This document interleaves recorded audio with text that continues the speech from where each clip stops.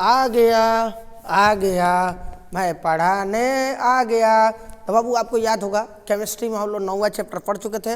अब रिएक्शन के चैप्टर की तरफ बढ़ते हैं। तो रिएक्शन के चैप्टर में सबसे पहले हम लोग रिएक्शन का इंटरनल क्वेश्चन पढ़ेंगे जो एग्जाम में बहुत पूछा जाता है। जब इंटरनल क्वेश्चन रिएक्शन का समाप्त हो जाएगा तब हम लोग रिएक्शन का चर्चा करेंगे। ठीक है, ध्यान से बाबू। एक चीज़ और बाबू, जितना आपको क्रैश कोर्स में पढ़ाया जा रहा है या पहले पढ़ाया जा चुका है, बस इसी का रिवीजन कीजिए, इसी में से क्वेश्चन आएगा। 1-2 दिन बाद हम टेलीग्राम पर आपको यूनिवर्सिटी का जो बुक दिए थे उसमें टिक लगा देंगे कि कौन कौन सा क्वेश्चन अभी तक आप लोग पढ़ चुके हैं और कौन बाकी है। ऑब्जेक्टिव के लिए बाबू जो असाइनमेंट दिया गया उसी असाइनमेंट से आप पढ़ते रहिए। 1-2 दिन में सारे चैप्टर का हम धीरे धीरे टेस्ट डालेंगे, टेस्ट देते जाइएगा। ठीक है, ज़्यादा आपको परेशान होने की ज़रूरत नहीं है। कुछ बच्चे एकदम डर गए हैं कि सर एग्जाम नज़दीक आ रहा है, कैसे याद होगा। कुछ दिमाग लगाने की ज़रूरत नहीं है। जितना क्रैश कोर्स में पढ़ाया जा रहा है उतना आप पढ़िए, जितना पहले पढ़ाया गया और अभी जितना पढ़ाया जा रहा है पढ़ते जाइए। 26 या 27 जनवरी तक आपका कोर्स पूरी तरह समाप्त हो जाएगा। तो चलिए बाबू रिएक्शन की तरफ बढ़ते हैं। किसकी तरफ? रिएक्शन का पहला चैप्टर है और पूरे बुक का 10वां चैप्टर है ये, हेलो एल्केन और हेलो हेरिन।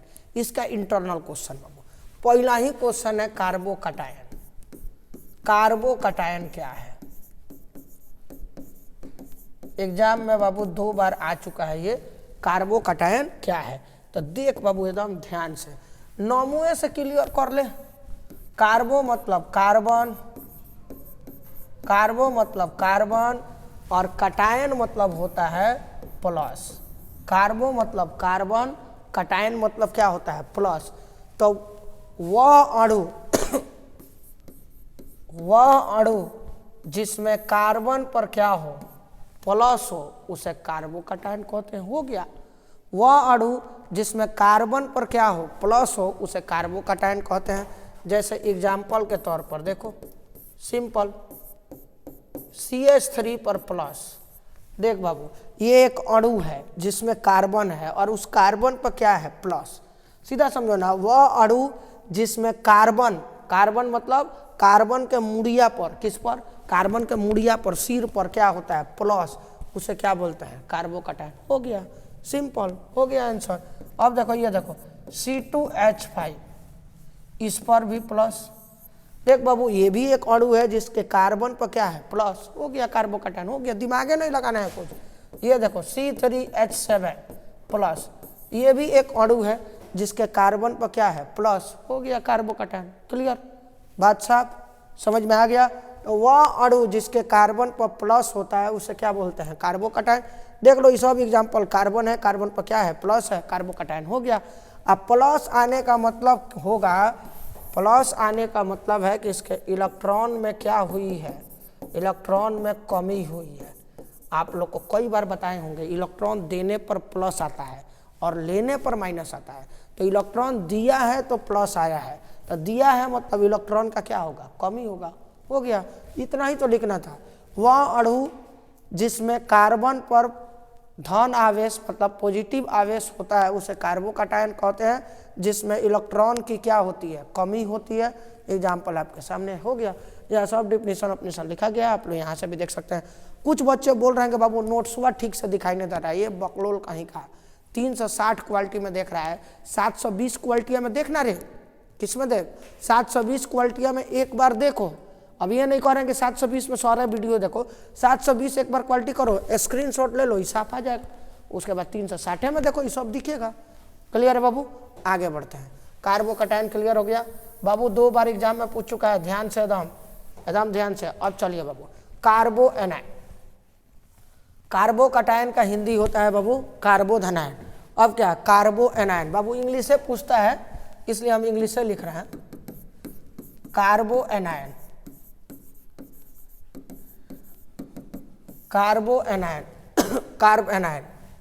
कार्बोएनायन मतलब होता है कार्बोरेनायन। लेकिन हिंदी नहीं पूछता है बाबू, इंग्लिश से पूछता है। ध्यान से देख, सिंपल एकदम नॉमुए से क्लियर कर ले बाबू।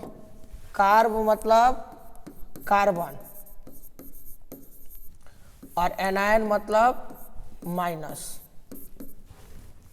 वह अणु जिसमें कार्बन पर माइनस हो मतलब ऋण आवेश हो उसे क्या बोलते हैं? कार्बोएनायन। हो गया, यही डिफिनीशन है। वह अणु जिसमें कार्बन पर माइनस मतलब ऋण आवेश होता है उसे कार्बोएनायन कहते हैं। एग्जाम्पलवा देख, डायरेक्ट समझ में आ जाएगा। देख बाबू, CH3 माइनस, ये देख तो ये एक अणु है, अणु में कार्बन पर क्या है? माइनस मतलब ऋण आवेश, उसे क्या बोलते हैं? कार्बोएनायन, कार्बोरेडायन। हो गया। कार्बन के मूड़िया पर माइनस हो तो उसे क्या बोलते हैं? कार्बोएनायन, कार्बोरेडायन। क्लियर है? देख बाबू और एग्जाम्पल देख लो, सेम एग्जाम्पल होगा C2H5। देख बाबू माइनस, बोल बाबू ये एक अणु है, अणु में कार्बन पर क्या है? माइनस, तो कार्बोएनायन। और भी देख ले C3H7, ये एक अणु है, अणु में कार्बन पर क्या है? माइनस, तो हो गया क्या? कार्बोएनायन। अब बोल अब बोलो बाबू ध्यान से, अब ध्यान से बोल बाबू। माइनस आया, अब ये तुमको बताए थे, इलेक्ट्रॉन देने पर प्लस आता है तो इलेक्ट्रॉन का कमी हुआ, और इलेक्ट्रॉन लेने पर माइनस आता है। इस पर माइनस है मतलब इलेक्ट्रॉन लिया है, मतलब इसमें इलेक्ट्रॉन की क्या है? अधिकता है। इलेक्ट्रॉन में वृद्धि होती है। क्या होती है? इलेक्ट्रॉन में वृद्धि होती है, या इलेक्ट्रॉन में क्या होती है? अधिकता होती है। इलेक्ट्रॉन में वृद्धि या इलेक्ट्रॉन में क्या होती है? अधिकता होती है। क्लियर है बाबू? वह अणु जिसमें कार्बन पर माइनस मतलब ऋण आवेश होता है उसे कार्बोएनायन कहते हैं। इसमें इलेक्ट्रॉन में वृद्धि मतलब इलेक्ट्रॉन में अधिकता होती है। क्लियर है बाबू? बात समझ में आया? चलिए बाबू तीसरा टॉपिक, ये एक बार पूछा है बाबू, कार्बोरेडायन। ध्यान से एकदम, कार्बोकटायन 2 बार। चलिए तीसरा टॉपिक, मुक्त मूलक फ्री रेडिकल। मुक्त मूलक फ्री रेडिकल, हम ध्यान से पढ़िए। रिएक्शन से जब क्वेश्चन आता है तो जल्दी बनता नहीं है, यही सब चीज़ आता है। एकदम ध्यान से, जो जल्दी टीचर लोग, दूसरे टीचर लोग भी ऑनलाइन क्लास चला रहे हैं लेकिन इसके बारे में चर्चा नहीं कर रहे हैं, तो ये सब चीज़ थोड़ा ध्यान से देखिए बाबू, ये सब आता है। फ्री रेडिकल सिंपल है बाबू, वह अणु जिसमें कार्बन पर एक इलेक्ट्रॉन होता है। कितना इलेक्ट्रॉन होता है? एक इलेक्ट्रॉन। कार्बन भी हो सकता है, कार्बन के अलावा कुछ और भी हो सकता है, क्योंकि इसमें कार्बो नहीं जुड़ा है। लेकिन अभी हम लोग ऑर्गेनिक पढ़ रहे हैं तो इसमें ज़्यादातर कार्बन का ही बात हो रहा है, इसलिए कार्बन लिख रहा है।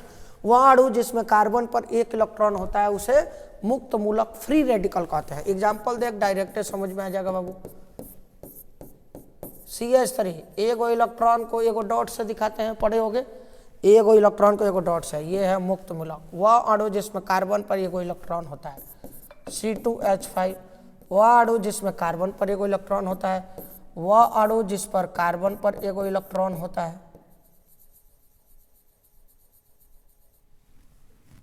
वह अणु जिसमें कार्बन पर एगो इलेक्ट्रॉन होता है।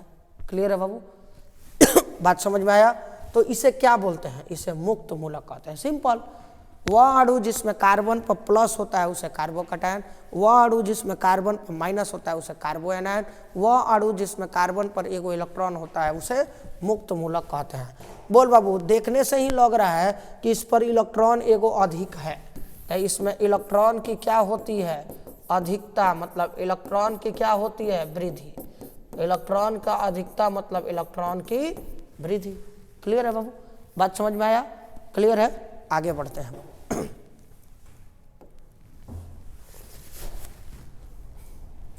कार्ब धातु यौगिक। देख बाबू,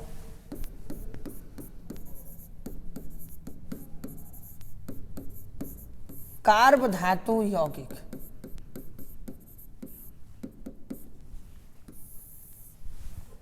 कार्ब धातु यौगिक इंग्लिशों में पूछ सकता है बाबू। Organometallic, organometallic compound. थोड़ा इसलिए इंग्लिश लिख रहे हैं बाबू, ध्यान से देखिएगा। ऑर्गेनोमेटालिक कंपाउंड बाबू, टॉपिकुए में आंसर है। क्या है बाबू? टॉपिकुए में आंसर है। देख बाबू आंसर क्या है? कार्ब धातु। क्या बाबू? कार्ब धातु यौगिक। तब बाबू ये एक यौगिक है। सिंपल देखो, वह यौगिक जिसमें कार्बन के साथ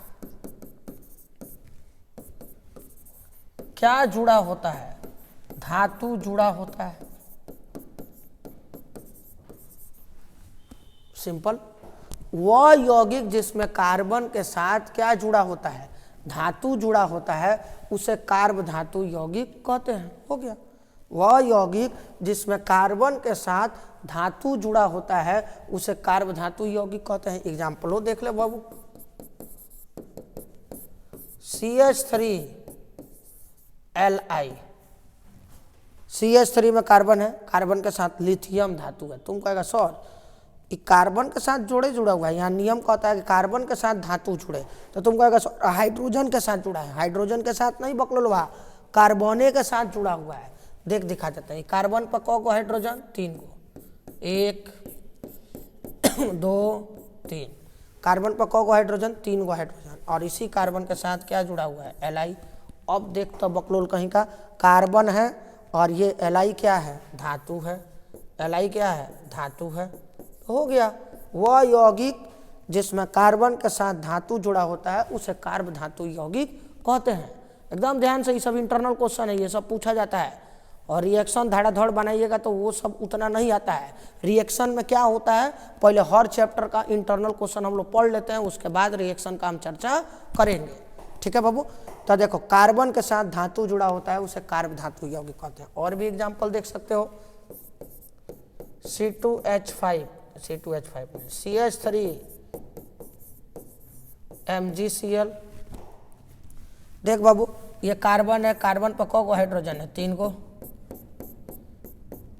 ये जो तुमको दिख रहा होगा कि हाइड्रोजन के साथ Mg मतलब मैग्नीशियम धातु जुड़ा है, नहीं, हाइड्रोजन के साथ नहीं है, कार्बोने के साथ है। इस कार्बोने के साथ ये जुड़ा हुआ है, इस कार्बोने के साथ ये जुड़ा हुआ है। देखते हैं, कार्बन पर 3 गो हाइड्रोजन, उसके बाद क्या है? MgCl। तो देख बाबू, कार्बन के साथ कौन सा धातु जुड़ा हुआ है? Mg। कौन सा धातु जुड़ा हुआ है? Mg धातु जुड़ा हुआ है। तो इसी को क्या बोलते हैं? कार्ब धातु यौगिक कहते हैं। हो गया। सिंपल है, कोई दिक्कत? बात समझ में आया? चलिए देखिए।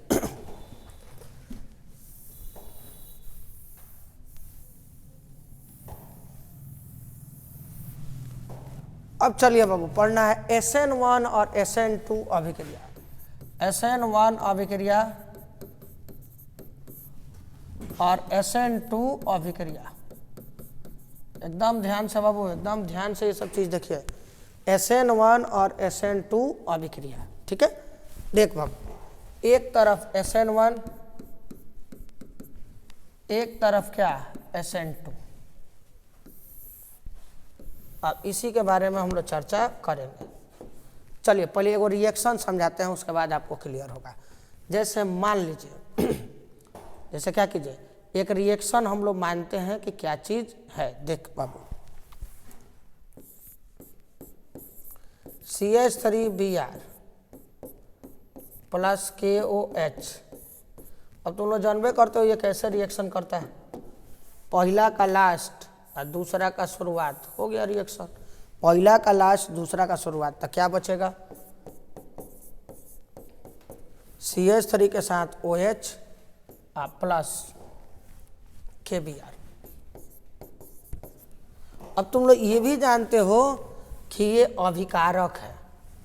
क्या है बाबू? अभिकारक है। ये क्या है बाबू? अभिकारक है। अभिकारक में दो गो चीज है। कितना चीज है? दो गो चीज है। तो बाबू ये K प्लस होता है और OH माइनस होता है। माइनस वाले को बोलते हैं नाभिक रागी। इसका हम आगे चर्चा करेंगे। नाभिक रागी, ये माइनस वाले को बोलते हैं नाभिक रागी। ये क्या है? अभिकारक है। सब अभिकारक है। अब माइनस वाले को क्या बोलते हैं? नाभिक रागी। प्लस वाले को इलेक्ट्रॉन रागी। इसका चर्चा हम आगे करेंगे। ठीक है बाबू। अब देखो बाबू, SN1 अभिक्रिया, इसमें क गो है? 1 लिखा गया है, मतलब ई गो पर निर्भर करेगा। कितने पर निर्भर करेगा? ई गो पर निर्भर करेगा। केवल इसका वेग किस पर निर्भर करेगा? अभिकारक पर। वह अभिक्रिया जिसका वेग केवल निर्भर करता है अभिकारक पर, केवल एक चीज पर निर्भर किया, तो इसीलिए इसका नाम क्या पड़ गया? SN1। SN1 का मतलब क्या होता है ये भी देख लो। एक मतलब एक आणविक या एक अणुक, ऐसे भी लिखता है, एक अणुक नाभिक रागी प्रतिस्थापन अभिक्रिया। देख ले इतना बड़का नाम है, इतना बड़का तो एग्जामों में ना लिखेगा बकलोल कहीं का, इसीलिए शॉर्टकट क्या लिखे हैं SN1। ऐसे ही एग्जाम में पूछता है SN1 और SN2 में अंतर लिखे। एक अणुक नाभिक रागी प्रतिस्थापन अभिक्रिया। अब तो लोग बकलोलवाद, अब तो लोग समझ ही गया होगा। बिहारी लोग अंदाजा लगाने में बहुत आगे होता है कि एक के लिए एक अणुक लिखे हैं तो दो के लिए क्या लिखेंगे, द्विअणुक। द्विअणुक नाभिक रागी प्रतिस्थापन अभिक्रिया, द्विअणुक नाभिक रागी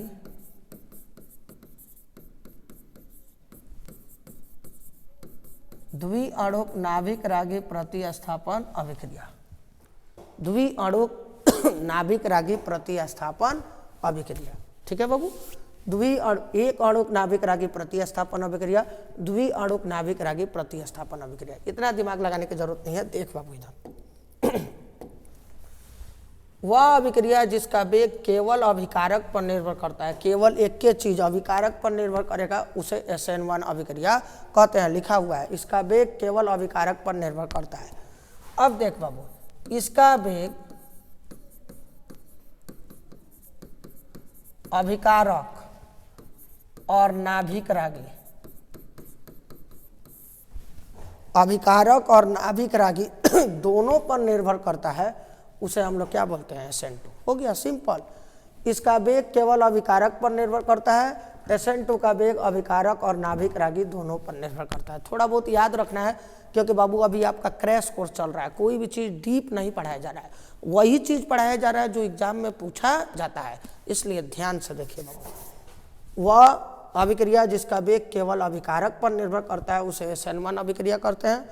वह अभिक्रिया जिसका वेग केवल अभिकारक और नाभिक रागी, अभिकारक और नाभिक रागी दोनों पर निर्भर करता है, उसे SN2 अभिक्रिया कहते हैं। बोल बाबू, ये एक है ना, यह प्रथम कोटि अभिक्रिया का पालन करता है। किस कोटि अभिक्रिया का पालन करता है?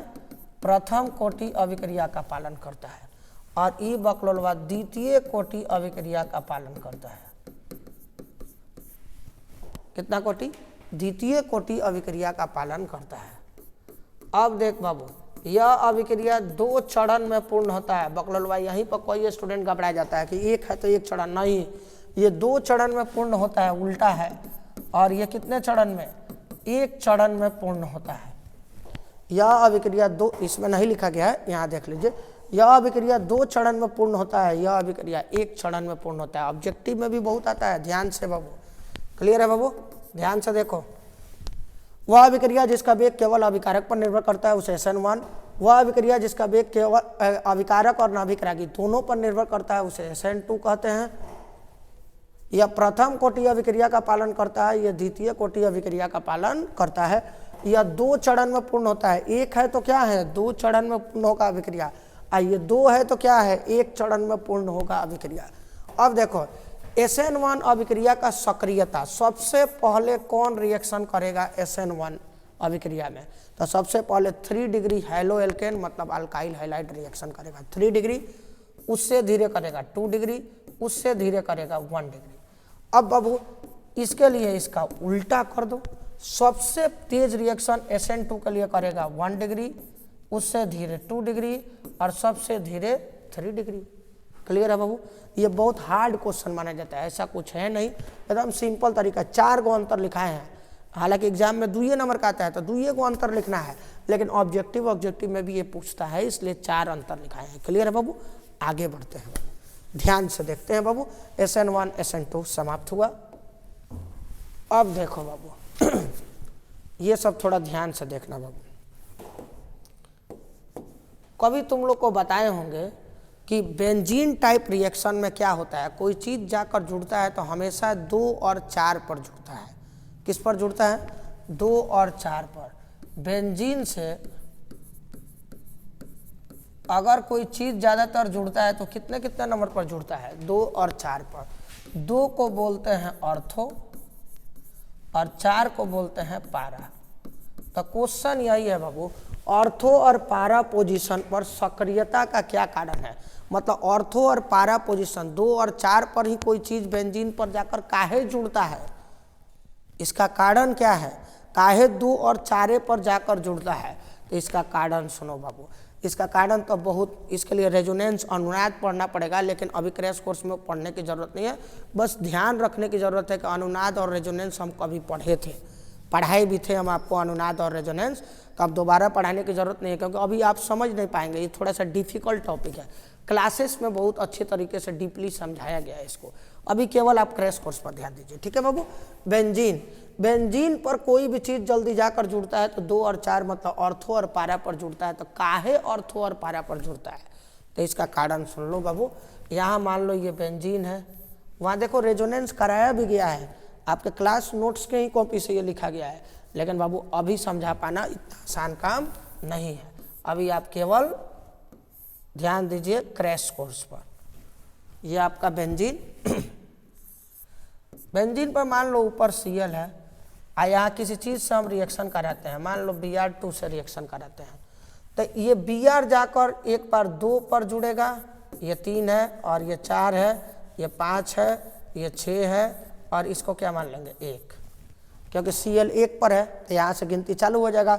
लेकिन कह रहा है कि अगर Br को जुड़ना होगा तो केवल किस पर जुड़ेगा, 2 पर और 4 पर। काहे ऐसा जुड़ेगा, यही क्वेश्चन है बाबू। तो रेजोनेंस अनुनाद जब कराते हैं हम लोग, तो अनुनाद से हमें पता चलता है कि ऑर्थो और पारा दोनों पोजीशन पर इलेक्ट्रॉन का घनत्व, इलेक्ट्रॉन का घनत्व क्या होता है, अधिक होता है। इलेक्ट्रॉन का घनत्व क्या होता है, अधिक होता है। सिंपल देख लो बाबू, थोड़ा ये ऑर्गेनिक है, रिएक्शन का क्वेश्चन है इंटरनल, ध्यान से ये सब चीज देख बाबू। बेंजीन में मान लो यहाँ पर क्लोरीन है तो यहाँ से नंबरिंग चालू हो जाएगा। अगर Br ले जाकर इसमें जोड़ना है तो 2 और 4 पर जुड़ेगा, बाकी कहीं नहीं जुड़ेगा। तो देखो जब हम इसमें रेजोनेंस अनुनाद कराते हैं, रेजोनेंस कराते हैं, क्या कराते हैं, अनुनाद मतलब रेजोनेंस कराते हैं, तो ऑर्थो और पारा मतलब 2 और 4, ऑर्थो और पारा मतलब 2 और 4 पर इलेक्ट्रॉन का घनत्व अधिक होता है, इसलिए कोई भी चीज जाकर कहाँ जुड़ता है, 2 और 4 मतलब ऑर्थो और पारा पर जुड़ता है। सिंपल बात समझ में आया। तो देख लो बाबू, वही देख लो, सिंपल चीज़ है। आजकल चुनाव का मौसम चल रहा है, जानबे करते हो तुम लोग, किसका मौसम चल रहा है, चुनाव का मौसम चल रहा है। जो पार्टी के पास पैसा ज़्यादा होगा, जो जीतेगा, उत्तर प्रदेश में चुनाव चल रहा है जानिएगा, उधरे सब लोग निकल कर पार्टी छोड़ कर उधरे भागता है। तो देख बाबू यहाँ पर भी वही कुछ हो रहा है। ये Br के पास 6 गो जगह है, लेकिन ये बकलोलवा 2 और 4 पर जाएगा, क्योंकि इसके पास इलेक्ट्रॉन का घनत्व क्या है, इलेक्ट्रॉन का घनत्व अधिक है। मतलब इलेक्ट्रॉन मतलब पैसा, पैसा अधिक है। क्या अधिक है, पैसा। आज के दुनिया में जानबे करते हो तुम, बाप बड़ा ना भैया, सबसे बड़ा रुपया। आजकल लड़कियों सब बहुत चालू हो गई है, जिसके पास पैसा ज़्यादा रहता है उसी से शादी करती है सब। देखना ना, सरकारी स्कूल, सरकारी कर्मचारी सब एकदम करिया होगा, एकदम लगा होगा जैसे कोयला का खदान से निकल रहा है, और उसका शादी हो जाता है क्या है, एकदम ऐश्वर्या है, उजर की लड़की से शादी हो जाता है। का है, सरकारी है, पैसा है उसके पास। देखते हो सीधे, तो इसलिए कहा गया है बाबू, जितना सुंदर लड़की है बहुत नखरा करती है, तो समझ लो जो बनती है आलिया, जो अपने ज़िंदगी में बोलती है आलिया, उसी को मिलता है सरकारी कर्मचारी कालिया। समझ रहे हो ना। देख इधर बाबू, जो बनेगा आलिया उसी को मिलेगा कालिया। देख सिंपल। तो देख बाबू 2 और 4 पर अनुनाद होता है, अनुनाद तो पूरे पर होता है, 2 और 4 पर इलेक्ट्रॉन का घनत्व अधिक होता है, इसलिए 2 और 4 पर कोई भी चीज़ जाकर आसानी से जुड़ जाता है। ये सब इंटरनल क्वेश्चन है, ध्यान से चलिए बाबू आगे बढ़ते हैं बाबू। अगला क्वेश्चन, हेलो एरिन का हेलो एल्केन से कम सक्रियता है। मतलब ये चैप्टर का नाम ही है हेलो एरिन और क्या, हेलो एल्केन, यही है बाबू। कह रहा है कि ये कम सक्रिय होता है, मतलब धीरे रिएक्शन करता है। कम सक्रिय मतलब कम एक्टिव होता है, मतलब धीरे धीरे एकदम रिएक्शन करता है, जल्दी रिएक्शन नहीं करता है, धीरे धीरे रिएक्शन करता है, जल्दी रिएक्शन नहीं करता है। ये हैलो एल्केन, ये क्या होता है, अधिक सक्रिय होता है,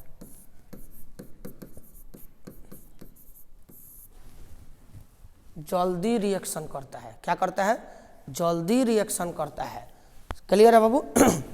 देख बाबू, पहले के ज़माने में लड़की मान लो कहीं निकलती थी घर से तो कोई आदमी कुछ बोल देता था तो सुन कर चली जाती थी, क्योंकि उसको दबा कर रखा जाता था लड़कियों को। लेकिन आजकल लड़की को तुम कुछ बोल दो, वही जिस सैंडल निकाल कर थूथुर तुम्हारा मार कर फुला देगी, और तू ऐसे थूथुर लेकर जाएगा, पिटा गए हैं हम, कोनो इज्जत तुम्हारा ना रह जाएगा, बकलोल कहीं का। देख इधर कम सक्रिय, अधिक सक्रिय। देख बाबू, तो हैलो एरिन कम सक्रिय होता है और हैलो एल्केन अधिक सक्रिय होता है, इसका कारण पूछ रहा है बाबू, बिल्कुल ध्यान से, ये सब इंटरनल क्वेश्चन रिएक्शन का। हैलो एरिन कम सक्रिय होता है लेकिन हैलो एल्केन क्या होता है, अधिक सक्रिय होता है। तो इसका कारण क्या है, पहले तो हैलो एरिन क्या है और हैलो एल्केन क्या है ये भी समझ लो। हैलो एरिन मतलब इसमें बेंजीन आएगा, अब बेंजीन में 3 गो डबल बॉन्ड होता है, मान लो यहाँ पर Cl है, और हैलो एल्केन मतलब इसमें बेंजीन नहीं आएगा, CH3 मान लो यहाँ Cl है। तो सबसे पहला कारण, ये 3 गो डबल बॉन्ड है, बेंजीन है, तो इसमें क्या होगा, अनुनाद होगा। क्या होगा, अनुनाद होगा, और अनुनाद होने से यह क्या हो जाता है, अधिक अस्थायी हो जाता है, और इसमें अनुनाद नहीं होगा, इसमें अनुनाद होगा जिसके कारण ये अधिक अस्थायी होगा, इसमें अनुनाद नहीं होगा, तो नहीं होगा तो क्या होगा, कम अस्थायी होगा। अब बोल बाबू, कोई चीज़ अधिक अस्थायी है वो जल्दी रिएक्शन करना चाहेगा, पहले ही से अस्थायी है, कहेगा कि अरे हम तो पहले ही से स्टेबल है, अस्थायी है, हमको रिएक्शन वैक्शन करने की ज़रूरत नहीं है, हमको रिएक्शन वैक्शन करने की ज़रूरत नहीं है। क्लियर है बाबू? पहले ही से अस्थायी है, और ये कम अस्थायी है, मतलब ये कहेगा हम कम अस्थायी है, हमको अस्थायी बनना है, तो ये रिएक्शन करेगा। जैसे मान लो अधिक अस्थायी, मतलब इसका बकलोलवा का शादी ब्याह हो गया, क्या हो गया है, इस बकलोलवा का शादी ब्याह हो गया है। अब ये क्या है, ये अब पेयर में हो गया है, जोड़ा में हो गया है, इसका जोड़ा लग गया है। ये बकलोलवा का जोड़ा नहीं लगा है, अभी खाली फोने पर बतिया रहा है, कम अस्थायी है, पक्का नहीं है कि जिससे बतियाई रहा है उससे सदिया होगा कि नहीं, इसकी भी गारंटी नहीं है। तो ये बकलोलवा कहेगा पता ना होगा कि नहीं होगा, माई बाबूजी बोल रहा है चलो कौन से शादी करिए लेते हैं, पता ना वो करेगी कि ना करेगी। तो ये कम अस्थायी है, जल्दी बाबू शादी करने के लिए तैयारी हो जाएगा। ये क्या होगा, जल्दी शादी करने के लिए तैयारी हो जाएगा, तो ये क्या हो जाएगा, मतलब जल्दी शादी करेगा, मतलब क्या है, अधिक सक्रिय है कि जल्दी से मेरा शादी करा दो, मेरे सारा फ्रेंडवा सबका हो गया, हम अभी बाकी ये हैं। देख, तो अधिक सक्रिय हो जाएगा क्योंकि कम अस्थायी है, जल्दी शादी के लिए तैयारी हो जाएगा, मतलब अधिक एकदम तैयार है, ना अब हमको डोली चढ़ना है, अब हमको शादी करना है, अधिक सक्रिय। और ये अधिक अस्थायी है, पहले ही से शादी ब्याह होगा, अब क्या शादी ब्याह करेगा, अब करेगा तो कचराएगा, कुचाएगा, और ही क्या होगा। तो देख बाबू, ये कम सक्रिय हो जाएगा, क्या हो जाएगा बाबू, कम सक्रिय हो जाएगा। क्लियर है, बात कुछ समझ में आया? तो देख बाबू, इसमें हैलो एरिन में अनुनाद होने के कारण ये अधिक अस्थायी हो जाता है, जिसके कारण ये कम सक्रिय हो जाता है, और हैलो एल्केन में अनुनाद नहीं होता है, जिसके कारण ये कम अस्थायी होता है, और इसी के कारण ये अधिक सक्रिय हो जाता है। एक और कारण है, ये डबल बॉन्ड है तो sp2 प्रसंकरण होगा, और यहाँ देख तो बाबू सिंगल बॉन्ड है तो क्या होगा, sp3 प्रसंकरण होगा। कभी तुम लोग को बताए थे, कार्बन कार्बन के बीच सिंगल बॉन्ड होगा तो क्या होगा, sp3 प्रसंकरण। कार्बन कार्बन के बीच डबल बॉन्ड होगा तो sp2 होगा। कार्बन कार्बन के बीच ट्रिपल बॉन्ड होगा तो क्या होगा, sp होगा। कार्बन के आगे पीछे 2 गो डबलवा बॉन्ड हो तो ये भी क्या होगा, sp होगा। सिंगल बॉन्ड का संकरण sp3, डबल बॉन्ड का sp2, ट्रिपल बॉन्ड का sp दोनों आगे पीछे डबल है तब भी क्या है sp। इसको ध्यान रखिएगा बाबू, इसको ध्यान रखिएगा, इससे ऑब्जेक्टिव में क्वेश्चन पूछा जाता है। क्लियर है बाबू? देख लो यहाँ उसी टाइप का एग्जाम्पल आपको समझा दिया गया है। क्लियर? आगे बढ़ते हैं बाबू। देखो बाबू, क्वेश्चन ये है, क्लोरोफॉर्म को भूरे रंग के बोतल में क्यों रखा जाता है? ये क्लोरोफॉर्म है बाबू, क्वेश्चन यही है कि क्लोरोफॉर्म को भूरे रंग के बोतल में रखा जाता है। क्लोरोफॉर्म को भूरे रंग के बोतल में रखा जाता है। बोतल समझता है? अरे बकलोलवा, बोतल जो आदमी पीता है, तुझ में है पूरी बोतल का नशा।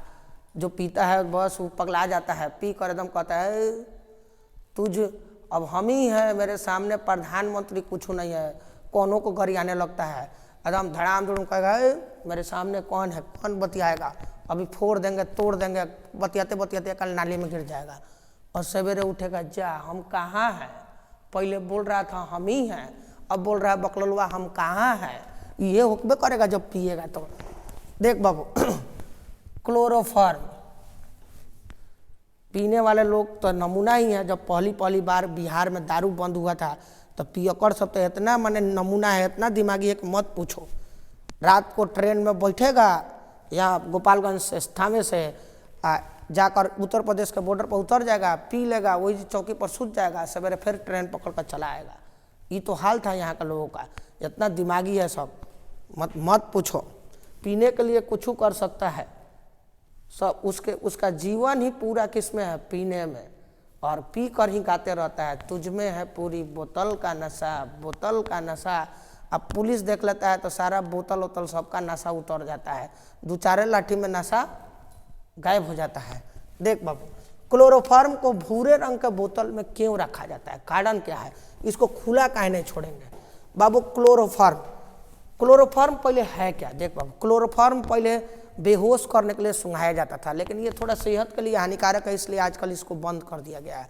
देखते होंगे ट्रेन रोड में कोई आता है एकदम सफ़र वफर कर ट्रेन रोड में कोई सफ़र कर आता है तो सुने हो गया आई बाप हमको सुंघा दिया, हम दिन भर सुतले रह गए और सारा लूट लाट ले गया, बस गनीमत है कि मेरे पत्नी को छोड़ दिया, नहीं तो पता चलता उसको भी लेकर चला जाता।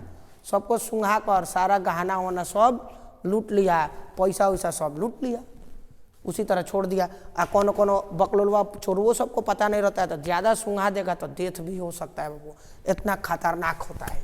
ठीक है, देख क्लोरोफॉर्म को भूरे रंग के बोतल में रखा जाता है, क्यों? क्योंकि बाबू क्लोरोफॉर्म को जब हवा में छोड़ेंगे, किसको? क्लोरोफॉर्म को जब हवा मतलब ऑक्सीजन में छोड़ेंगे तो ये फॉस्जीन गैस बनाएगा। कौन गैस बनाएगा? फॉस्जीन गैस बनाएगा, जो कि क्या होता है, जहरीला होता है, जो कि क्या होता है, जहरीला होता है। जैसे ही क्लोरोफॉर्म को हवा में छोड़ेंगे तो वो ऑक्सीजन से अभिक्रिया करके कौन गैस बनाएगा, फॉस्जीन गैस, जो कि जहरीला होता है। तो हवा में जहर फैलने लगेगा, हवा में क्या होने लगेगा, जहर फैलने लगेगा। तो इसी से बचाने के लिए क्लोरोफॉर्म को भूरे रंग के बोतल में बंद करके रखते हैं कि हवा से रिएक्शन नहीं करे। जैसे ही हवा मतलब ऑक्सीजन से ये रिएक्शन करेगा बकलोलवा, तो सीधे बनाएगा जहरीला फॉस्जीन गैस बनाएगा, जो सेहत के लिए क्या है, हानिकारक है। देख बाबू, इसका एक रिएक्शन भी है, क्लोरोफॉर्म का फार्मूला होता है CH Cl3। ऑक्सीजन एक गैस है तो क्या होगा, O2। अब ये जो दोनों आपस में रिएक्शन करेगा तो ये बनाएगा COCl2 प्लस HCl। यही है बाबू फॉस्जीन गैस। कौन गैस? फॉस्जीन गैस, जो क्या होता है, जहरीला होता है। और ये क्या है बाबू, क्लोरोफॉर्म है। ये क्या है, क्लोरोफॉर्म है। ये हवा है, ऑक्सीजन है। इसको बैलेंस करोगे तो 2 मोल यहाँ आएगा, 2 मोल यहाँ आएगा और 2 मोल यहाँ आएगा। नहीं भी बैलेंस करोगे तब भी सही है, गलत नहीं है। क्लियर है बाबू? आगे बढ़ते हैं बाबू। भूरे रंग के बोतल में रखते हैं, क्यों रखते हैं? क्योंकि भूरे रंग के बोतल में नहीं रखेंगे तो हवा से अभिक्रिया करके फॉस्जीन गैस बनाएगा, जो कि क्या हो जाएगा, जहरीला हो जाएगा। बाबू अगले टॉपिक का यहाँ आपको एथी नहीं दिया हुआ है, क्या कहा जाता है, आपका नोट्स यहाँ लिखा हुआ नहीं है। चलिए हम अगला टॉपिक पढ़ना है आपको बाबू कायरल कार्बन। ये एग्जाम में 2 बार पूछा जा चुका है। कायरल कार्बन, ध्यान से एकदम बाबू, ये सब क्वेश्चन आता है। कायरल कार्बन, कौन कार्बन? Chiral carbon. वह कार्बन जिस पर कितना समूह जुड़ा हो, 4 समूह जुड़ा हो। वह कार्बन जिस पर 4 समूह जुड़ा हो लेकिन चारों समूह अलग अलग हो। चारों समूह अलग अलग हो उसे कायरल कार्बन कहते हैं।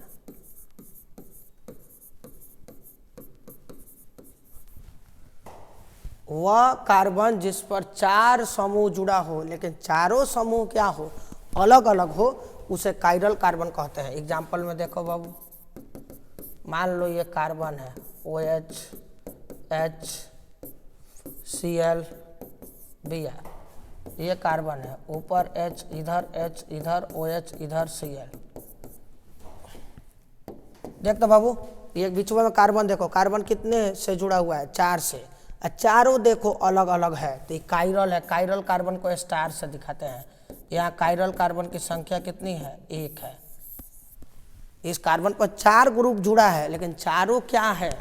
4 जुड़ा भी है, चारों अलग अलग है, इसलिए इसे क्या बोलेंगे? Chiral carbon. कायरल कार्बन कितना हुआ? 1। यहाँ देखो, इस कार्बन पर 4 को जुड़ा है लेकिन बकलवा यहाँ 2 को क्या हो गया? सेम। तो यहाँ कायरल कार्बन नहीं होगा। नहीं होगा मतलब कायरल कार्बन क्या हो गया? 0। कार्बन है, 4 समूह भी है लेकिन चारों अलग अलग नहीं है, तो ये कायरल कार्बन नहीं है। बस एक चीज ध्यान रखिएगा बाबू, ग्लूकोज में, अब इतना डीप बताने का समय नहीं है क्योंकि क्रैश कोर्स चल रहा है, ये ऑब्जेक्टिव में पूछा जाता है। ग्लूकोज में कायरल कार्बन, ग्लूकोज में कायरल कार्बन बाबू कितना होता है? 4। एक और चीज याद रखिएगा, फ्रुक्टोज में कायरल कार्बन, फ्रुक्टोज में कायरल कार्बन कितना होता है? 3। फ्रुक्टोज में कायरल कार्बन कितना होता है? 3। याद रखिएगा बाबू, ग्लूकोज में कायरल कार्बन 4, फ्रुक्टोज में कायरल कार्बन 3 होता है। क्लियर है बाबू? आज हेलो एल्केन और हेलो एरीन का ये चैप्टर का इंटरनल क्वेश्चन खत्म। कल आपका ये 10वां चैप्टर था, 11वां alcohol phenol ether, alcohol phenol और ईथर का इंटरनल क्वेश्चन खत्म। 4 रिएक्शन का चैप्टर है, चारों रिएक्शन का इंटरनल खत्म करेंगे, उसके बाद आपको रिएक्शन 2 दिन पढ़ाएंगे क्लियर। 1 दिन में 1 चैप्टर खत्म होगा, ध्यान से। क्लियर है बाबू? आज के लिए यही क्लास ओवर होता है। सारे स्टूडेंट को bye bye bye bye bye.